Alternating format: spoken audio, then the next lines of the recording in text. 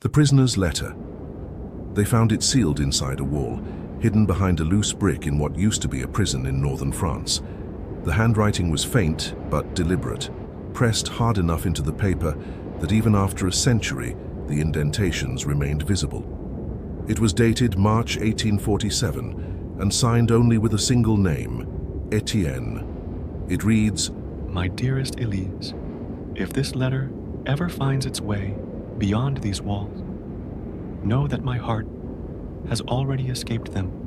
It wanders to you every night, across the river and through the narrow streets of Rouen, where the light still falls against your window. I imagine you still keeping that lamp burning, the one you said would never go out until I came home. I do not know how much longer I will be here. They have not told me my sentence, though I suspect they don't need to. The silence of this place is enough. It creeps like frost through the stones. The guards barely speak, and when they do, it is with the same tone they would use for animals. Do you remember the day we went to Saint-Maclou, and you said the bells sounded like laughter? It seems impossible now. The world outside feels like a memory that belonged to someone else, and yet I can still hear the faint echo of those bells when the wind moves through the cracks in the wall. Maybe it is not the bells. Maybe it is your voice, carried here somehow, mocking the silence with your hope.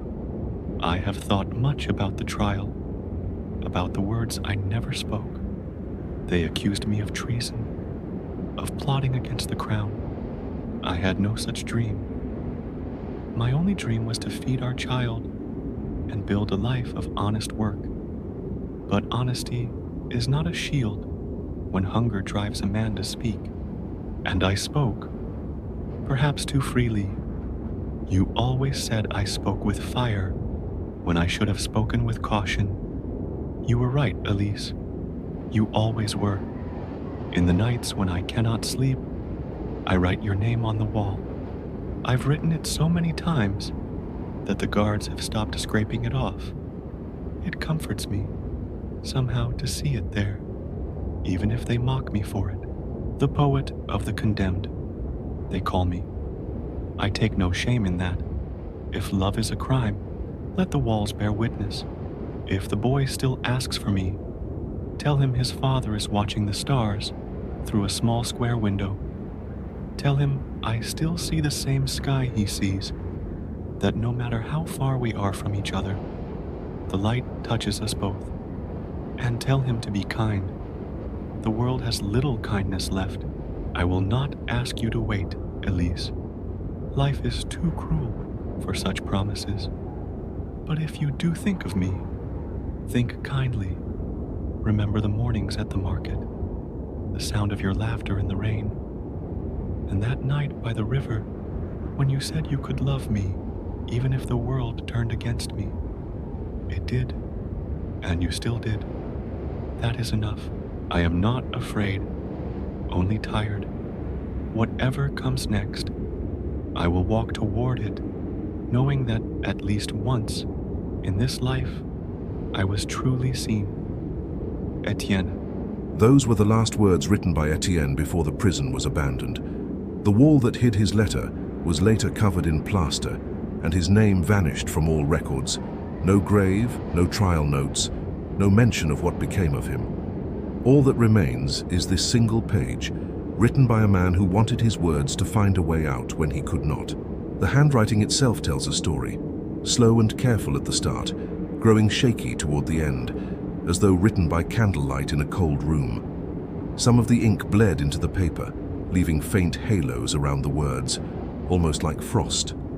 There's a smudge near the final line, perhaps a tear, perhaps the brush of a trembling hand. When I first read this letter, I wondered what kind of man writes this way. Someone who accepts his end, not with bitterness, but with the strange grace of a man who has already made peace with it. You can feel that in his tone. There is no hatred, no anger, only longing and fatigue. It's what makes the letter beautiful and unbearable at the same time. There's a strange truth about letters like this.